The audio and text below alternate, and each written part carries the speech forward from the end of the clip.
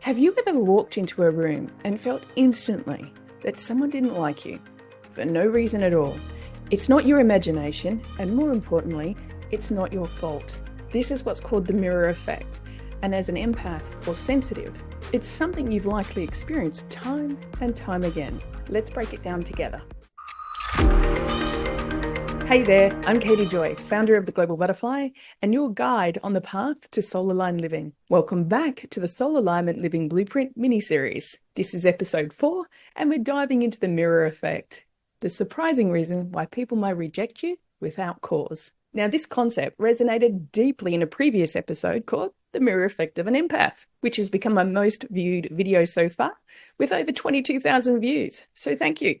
If you'd like to explore this topic in greater depth, I've included a link to the original video in the description below. But today, I want to give you a fresh perspective as part of this series. So what exactly is the mirror effect? It's when someone unconsciously reacts to the parts of themselves that they see reflected in you, parts that they may not be ready to face. This often plays out in 3 distinct dynamics: reflection, vibration, hibernation. Let me quickly explain reflection.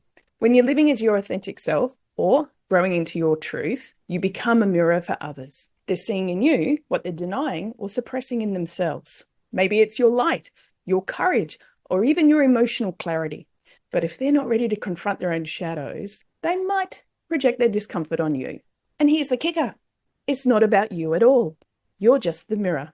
Now, what about the second dynamic, vibration? As empaths and sensitives, we often operate at a higher vibrational frequency, especially when we're actively doing the inner work. But not everyone is ready to match that energy. Your vibration can either inspire people to rise or make them uncomfortable if they're not yet ready to grow. It's like being a bright light. People are drawn to it, but sometimes it's too much for them to handle. Have you ever been told you're just too much? Then there's the dynamic of hibernation. Sometimes, as empaths, we need to pull back, to recharge, to reflect, and to process. But when we do, others may misinterpret our need for stillness as coldness and rejection. They project their insecurities onto our quiet moments. Again, it's not about you, it's about their perception. These dynamics can feel personal, but they're not. They're simply reflections of where others are in their journey.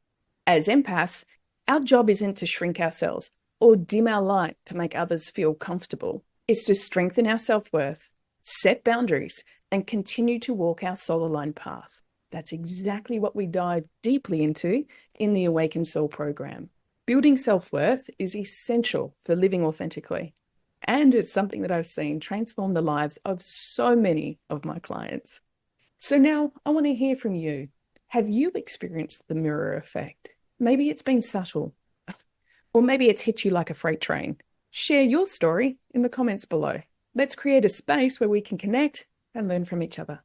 And if you'd like to dive deeper into this topic, remember to check out my original video, The Mirror Effect of an Empath. It's 9.5 minutes in depth, and the link for it is in the description box down below. Until next time, remember, you're not broken.